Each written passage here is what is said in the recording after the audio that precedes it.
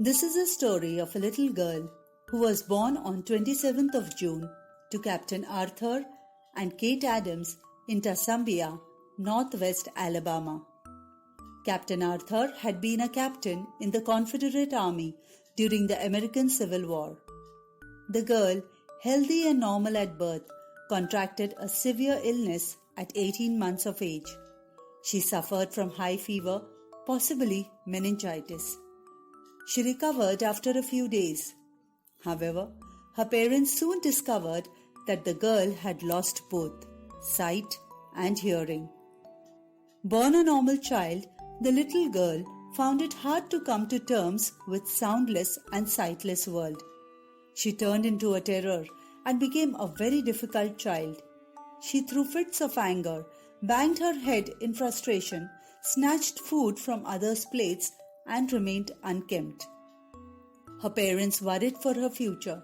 They consulted doctors, and one of them suggested they meet an expert on the problems of deaf children, Sir Alexander Graham Bell, more famous for his invention of the telephone. Sir Alexander Graham Bell guided the parents to Perkins Institution and Massachusetts Asylum for the Blind, where they were recommended the name of Anne Sullivan, a former student of the institute. Anne Sullivan was appointed as teacher for the little girl.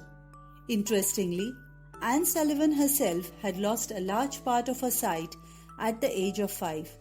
She grew up in an orphanage, and when she was studying in Perkins Institution, she underwent 2 operations due to which she could read for short periods of time. She reached the little girl's house in March 1887 and had brought a doll as a present for her pupil.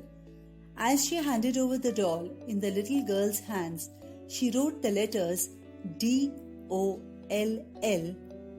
which stood for doll, on the girl's palms with her fingers.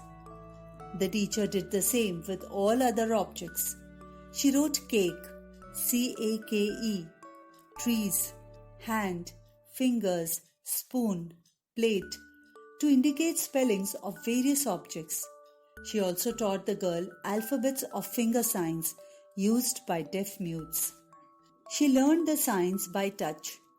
The little girl could understand the spellings. She could also spell them, but she could not understand what it meant. The meaning of the words that were spelled were a mystery to the little girl, despite the teacher's best efforts. This lack of understanding frustrated the little girl, who threw temper tantrums, but the teacher remained firm. She controlled her tantrums by refusing to spell the words on the girl's hands. Despite these challenges, a bond began to build up between the teacher and her student. A month after the teacher arrived, an incident happened that changed their lives forever.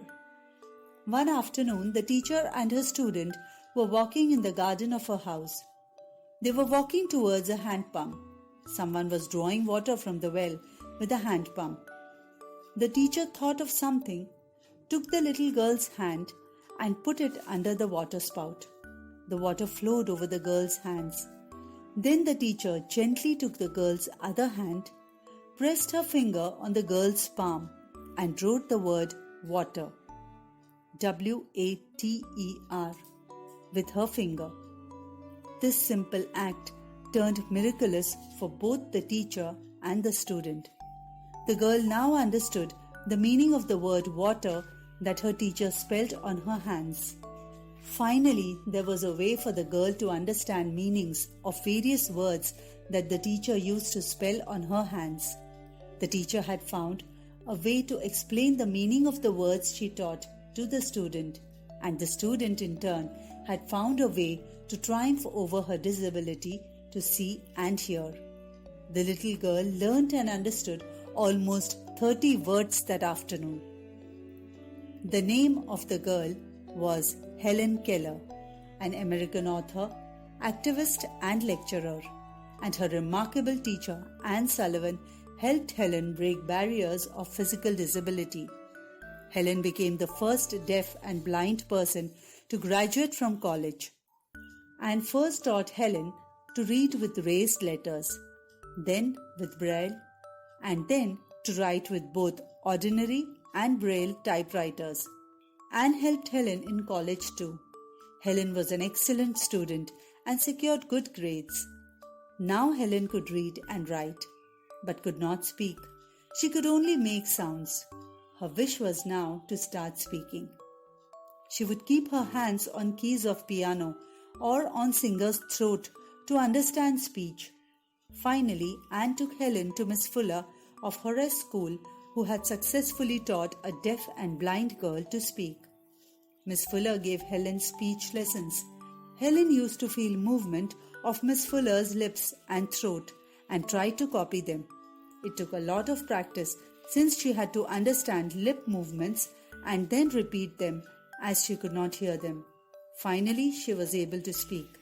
Helen was good at writing and authored books like The Story of My Life, her autobiography, and The World I Live In. She took many speech lessons and gave speeches across the nation. She worked tirelessly and raised money for the blind. She was the recipient of the Presidential Medal of Freedom, the highest award in United States. Her story till date inspires people all around the world to overcome their disability and fulfill their dreams. International Week of the Deaf, an initiative of the World Federation of the Deaf, is celebrated in the last week of September. And this being the last week of September, Stories with Samira remembers Helen Keller, who along with her teacher overcame her disabilities and went on to lead a remarkable life. If you have liked this story, do click like and share. And for more such stories, subscribe to Stories with Samira. Thank you.